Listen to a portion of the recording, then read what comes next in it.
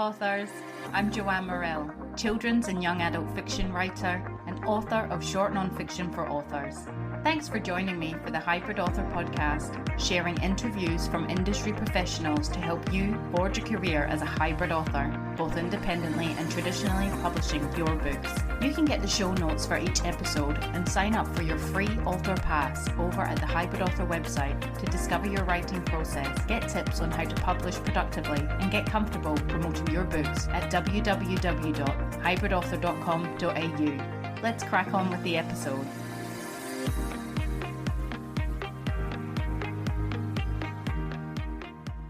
Hello, authors! I hope you're all keeping well in whatever part of the world you reside and listen to the podcast in. Today's interview is with best-selling children's author Tim Harris. And we chat about Tim's career in the children's genre, what qualities make for laugh-out-loud books, Tim's tips for authors looking to make kids laugh out loud, and more.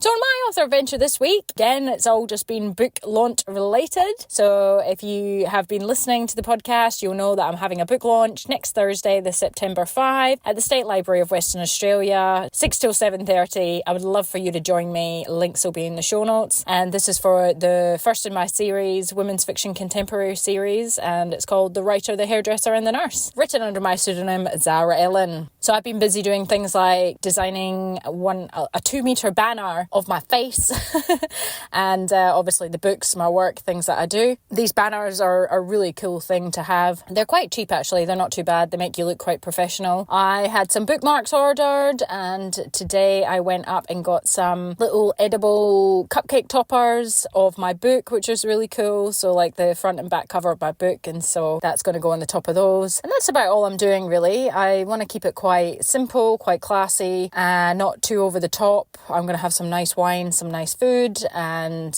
a little bit of ambience with some music, I think, and obviously greet people, and then in for the conversation, which is in conversation with general fiction author Sasha Wasley, who also has many pseudonyms, and Sasha, I feel like we sort of circulate and do a lot of the same things, so I'm really excited that she's the one that's going to be launching it for me. It's hosted by Writing WA, which is a writing body for Western Australia, and it's all coming together really well. I think there's about 60 people coming so far, and that's like a big crowd to me. Lots of people I love, other people I probably don't know, industry folks. It's just going to be a big celebration. It's just going to be a big celebration of all my hard work. And I'm going to just really, really enjoy it. There is a couple bits more to do for it, but at the end of the day, I think most things have sort of come together. Even though it feels quite sort of simple, and there still feels like there's been a lot of stuff to organise as well. So I've really been focused on that. I have been thinking about the plot for the next. It's the second book in the series, which I will start talking about soon. I can reveal the title is The Lawyer, the Singer and the Server.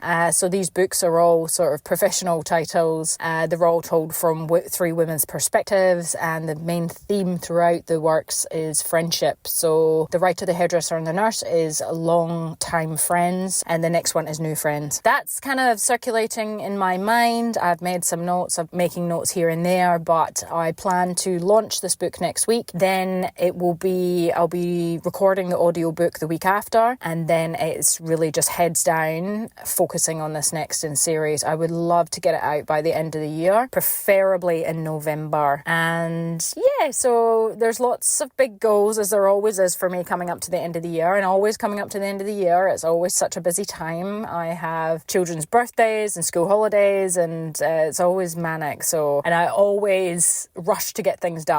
And I've learned a lot over the last few years, and I think I'm in a position now where I don't need to be rushing to get things done. It's a case of what happens and what doesn't. But I'm always over ambitious, and I don't think that's a bad thing. I'm not going to think taking on too much or striving for more or wanting lots is a bad thing. I really don't. But I am obviously getting to understand what is normal and acceptable pace for my life.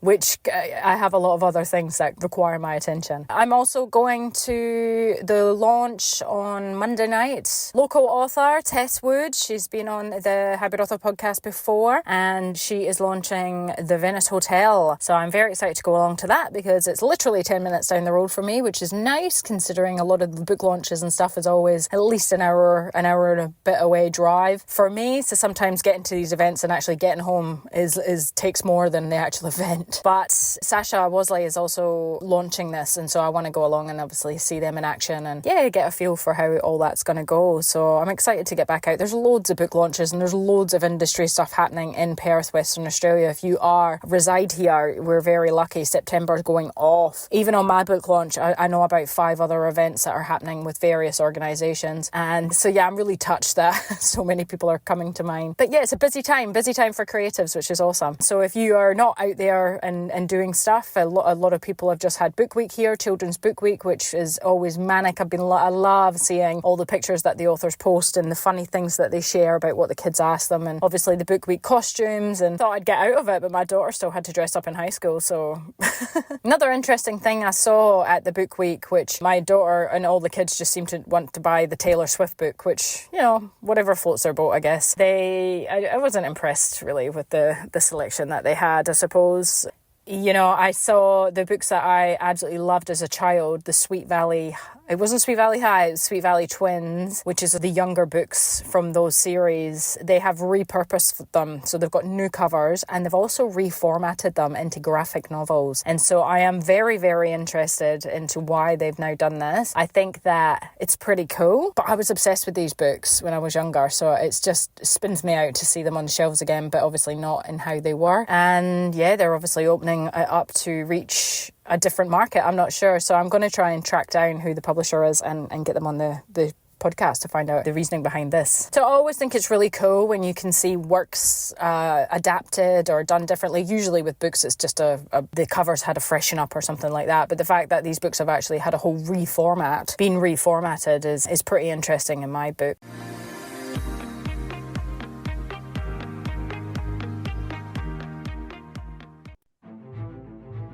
Thorn Creative, where beautiful websites for authors are brought to life.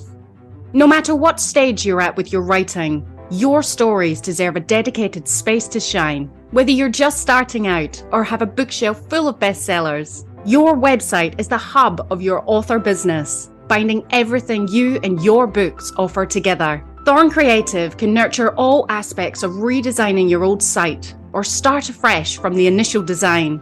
They can provide ongoing hosting and maintenance to marketing your books online, saving you time, money, and stress trying to wrangle your site yourself. An author website built by Thorn Creative can easily direct readers to your favorite retailers, your publisher, or simply set you up to sell to them direct.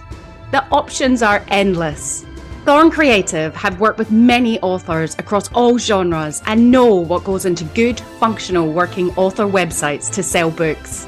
Head on over to thorncreative.com.au/websites for authors to read author and publisher testimonials and to see what they offer and some of the sites they've created.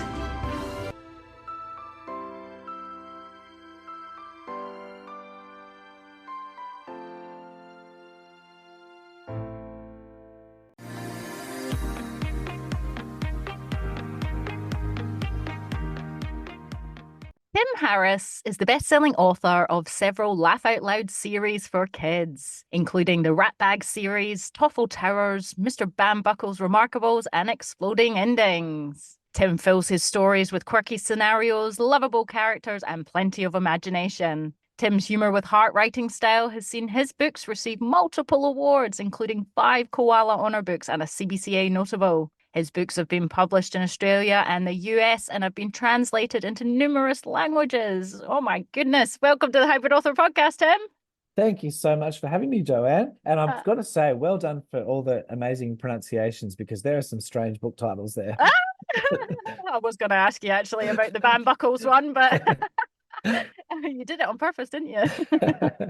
We're absolutely thrilled and honoured to have you, Tim. Can you tell us, how did you get into writing and obviously in the children's genres? Yeah, sure. So I never actually wanted to be a writer. My dream job was primary school teaching. And so all through high school, I knew exactly what I wanted to do. I wanted to be a primary school teacher, and went straight to university from high school and did studied at uni for 3 years, and then went straight out into primary schools. And so I was a very happy teacher, and for 15 years in total. But after about 10 years of teaching, I decided to write a short story for one of the classes that I was teaching. It was at a boys' school, and it was all a class of year one boys, and they had loved the Paul Jennings short stories that I've been reading them. And so I thought I might, write them a similar sort of, quirky short story, but I won't tell them that I've written it because I want to give it to them as a present for the end of the year. And so I tested it. And the way I tested it was to essentially print it out and fold it all neatly and put it into the Paul Jennings book. So they thought it was one of his stories, because they always got so excited when they saw the big green Paul Jennings cover. So I read this story to the class, and I remember being so nervous that the book was shaking in my hands, and it was difficult to read. And I remember just thinking, this is so different to what I normally read to them, because I love reading to the class so much. Anyway, got through it in the end okay and unscathed. But later that afternoon, I received an email from a parent of one of the students in the class, and she said, "Oh, dear Mr. Harris, I was just wondering, what was that story that you read the boys today? Because my son really enjoyed it." And so I wrote back and explained that it was a story that I had written just to, test out, and that they were going to receive a copy at the end of the year for a present. She wrote back and said, "Oh, do you mind if I have a look at it? Can you send it through to me so we can read it again?"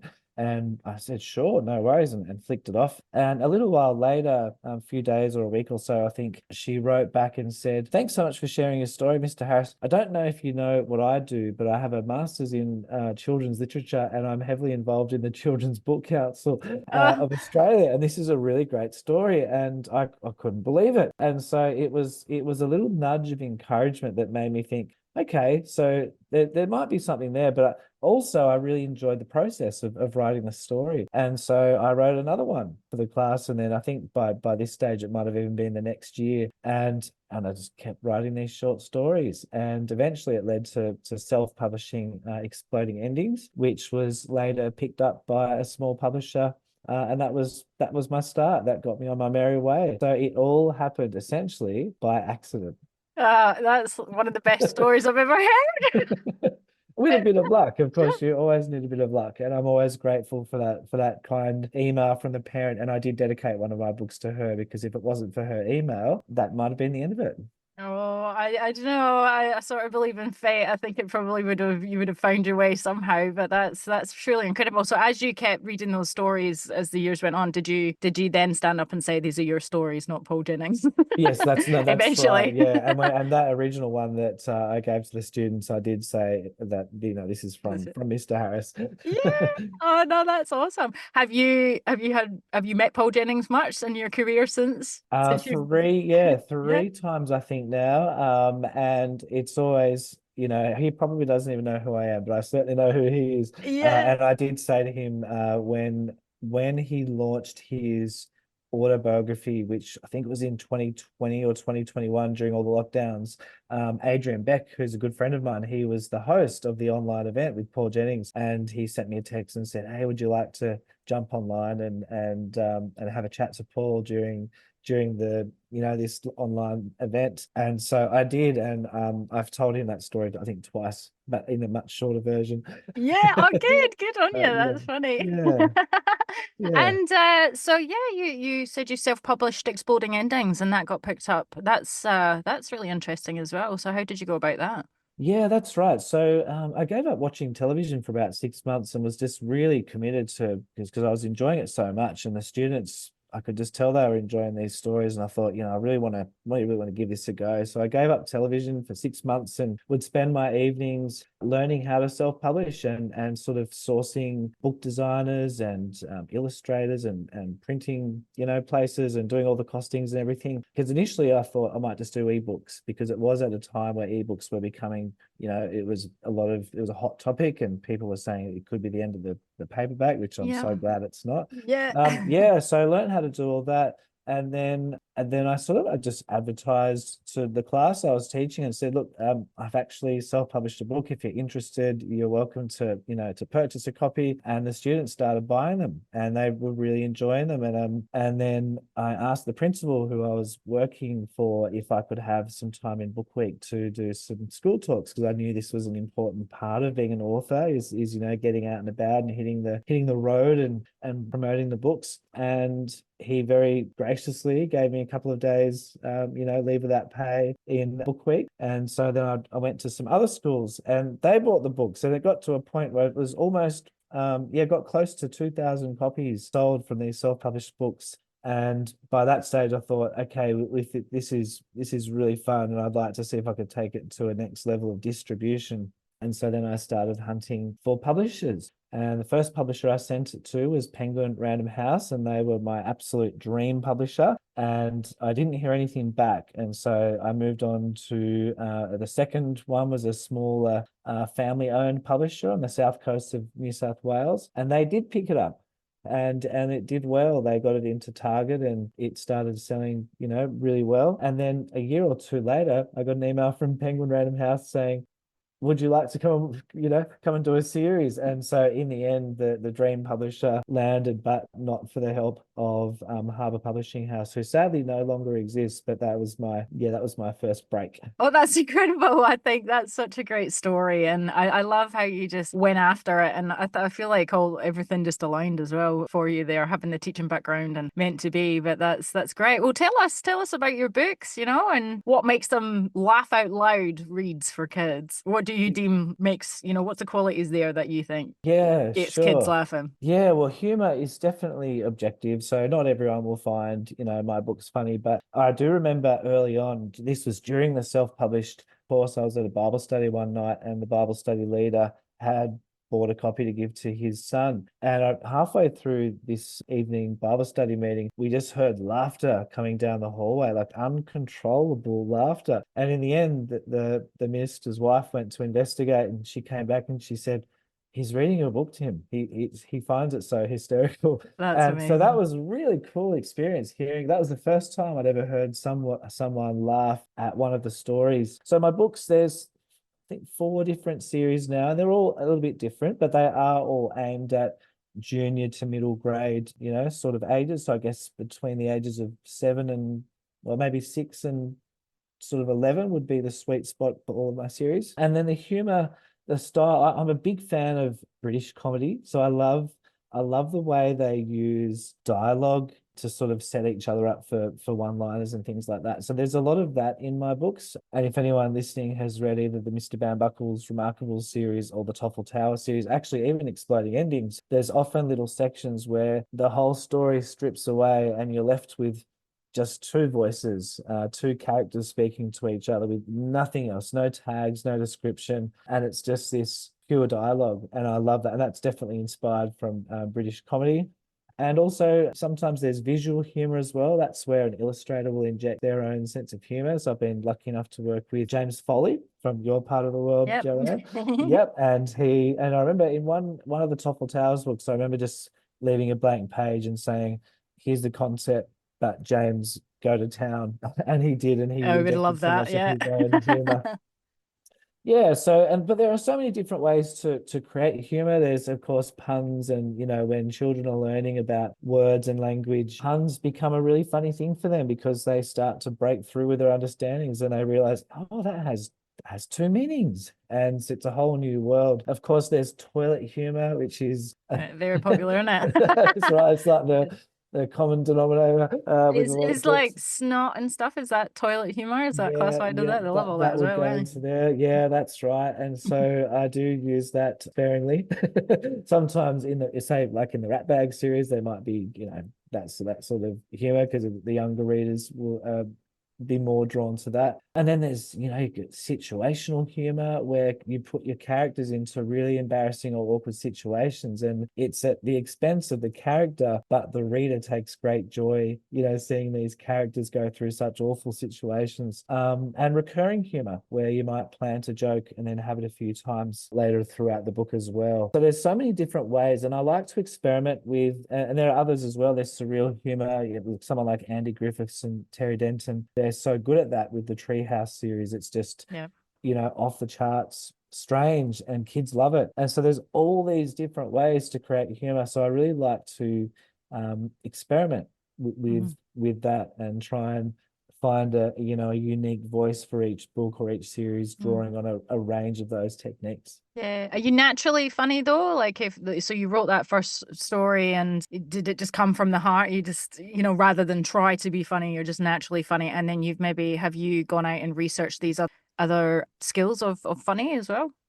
That's an excellent question. I was a bit of a class clown at school and would often give the smart aleck comment, and I loved making people laugh. And I did a lot of sketches during high school and university. I enjoyed sort of writing little skits and performing them at camps and things like that. And so I think, and also my parents, would put a lot of comedy on during the evenings. And so I was sort of immersed in this sort of funny, silly world. So I don't know if that makes me naturally funny. Certainly, I still like to, if I'm at a dinner party or something, I'll again put in the odd wisecrack. But yeah, when you mentioned going and learning these techniques, there was a little bit of research into this, and I think it's a good lesson in that you don't have to be naturally funny to write humor. It is something that you can actually craft and practice. And I hope it applies to other people. It certainly applies to me. If I'm giggling or laughing or smiling when I'm writing a funny book,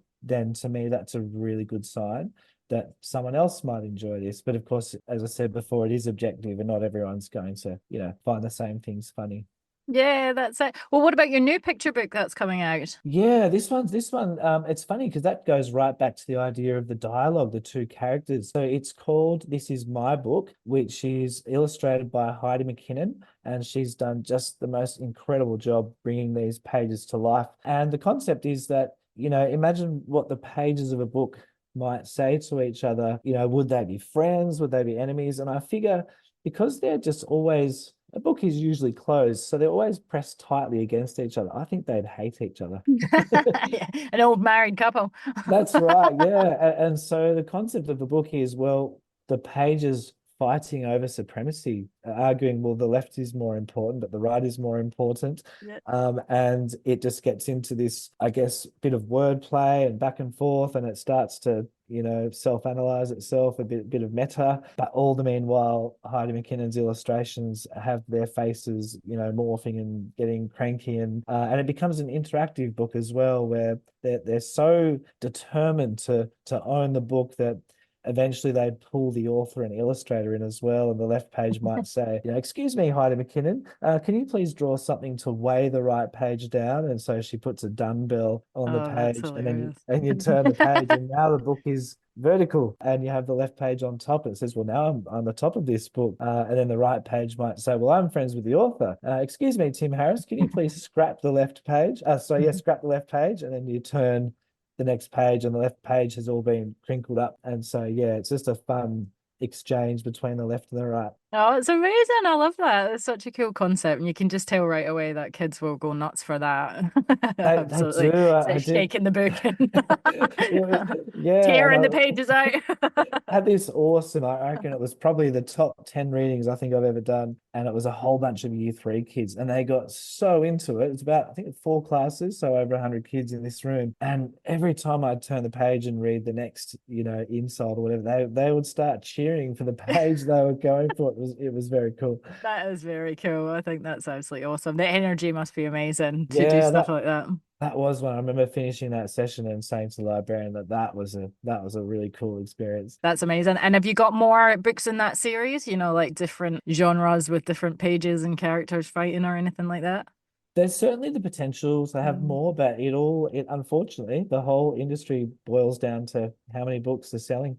Yeah, true. And so if it sells well, so if you're listening, please buy Yeah. This Is My Book by Tim Harris and Heidi McKinnon. Yeah, but there's definitely, I suppose there's almost an endless universe with the pages as characters.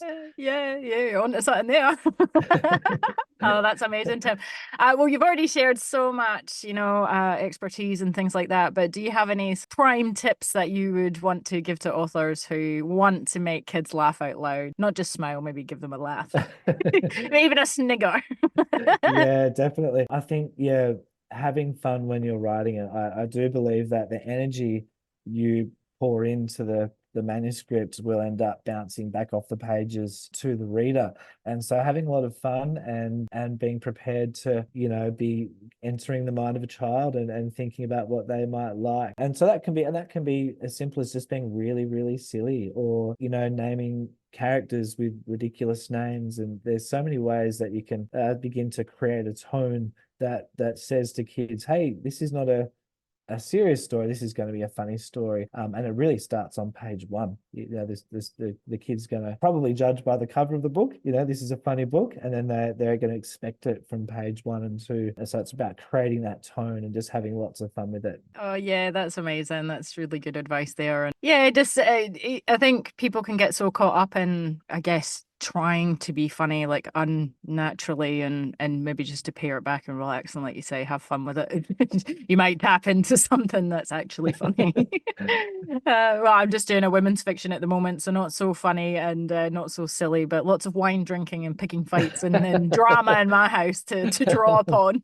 Oh, that's great. Yeah. Oh, what can we expect from Tim Harris in the future? Obviously more funny books, or do you have any aspirations to, write something serious, or who knows? I do actually.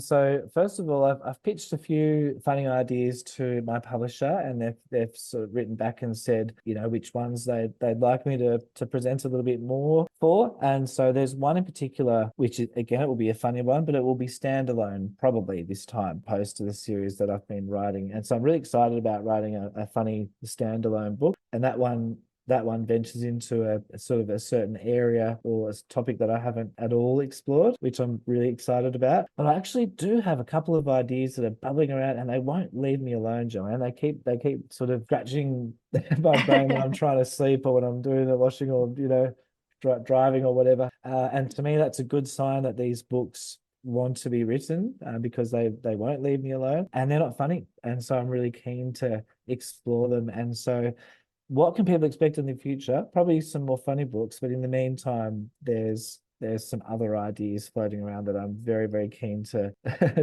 to work with. I do have a couple of educational readers that I've worked on that aren't funny, and they'll be they're more of like an educational resource type book. And yeah, so they're not sort of available for the public as such, but they weren't funny, and I really enjoyed writing them. It was actually quite nice to have a switch. In fact, I found that after I finished writing those 2 books, that then looking at the next funny project seemed even funnier. The 2 serious ones that went before. Well, I was going to say, like the ones that you're deeming non-funny, do you think that they might still come out funny because it's just so ingrained in you? Yeah, there were a couple of times in those books where I thought, yeah, here's a good chance to have a joke. But then looking back over the rest of the text, I thought, no, that's going to come out of the blue, and that's going to completely spoil, the setup for where I'm at to in the story. Yeah, but it really is interesting, and I guess with humor in more serious books. I mean, look at Harry Potter. There are some very funny moments, and I think J.K. Rowling did such a great job with Ron Weasley in particular, because he often acted as the comic relief, but it was cleverly done, because you have these incredibly, magical and sometimes tense and scary books, and really lots of cool subplots and amazing main plot, with a bit of humor sprinkled in throughout it. So there is always room for the humor, but as per reflecting with the educational reader that I was writing, it just wasn't the time. It probably wasn't quite the word count to play with as well. Yeah, fair enough. Oh no, well, that's fantastic, Tim, and thank you so much. You've shared some absolute gold with our audience there. Can you tell them where they can, find your books? As you said, go buy your books on and offline. Certainly, yeah. So to find out more about me or my books, you can head to timharrisbooks.com, and that's sort of a bit of a hub for links for where you can buy the books. A lot of my books are also audiobooks, and so if anyone prefers audiobooks, you can get hold of them that way. And if anyone is an aspiring writer listening to the show and would like to learn more about writing humour, I have a course with the Australian Writers Centre called Laugh Out Loud, writing funny stories for kids, and it sort of dives into a whole world of tips and tricks and things like that. Amazing. With the audiobooks, are you narrating them yourself or did they find someone else?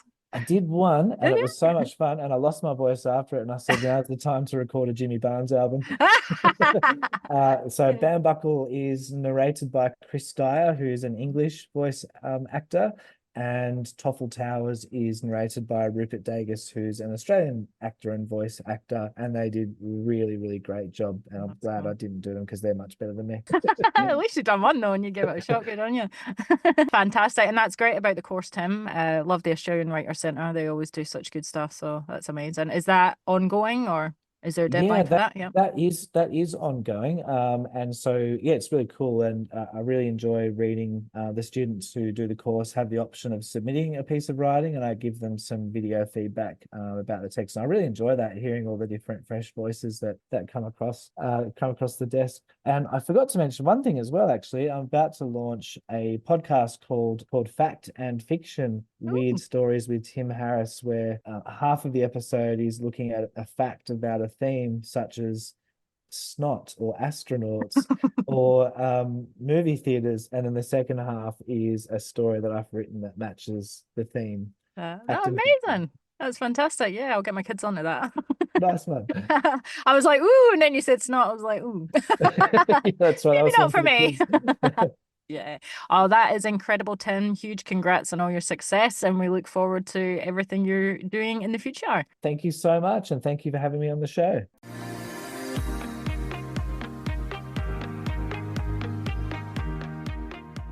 So there you have it, folks, the truly comical and awesome Tim Harris. Tim's books for kids are hilarious, and no doubt if you haven't already, go and check them out now. Next time on the Hybrid Author Podcast, we have multi-award winning author John Larkin on chasing the writing dream. I wish you well in your author adventure this next week. That's it from me. It's bye for now. That's the end for now, authors. I hope you are further forward in your author adventure after listening, and I hope you'll listen next time. Remember to head on over to the Hybrid Author website at www.hybridauthor.com.au to get your free author pass. It's bye for now.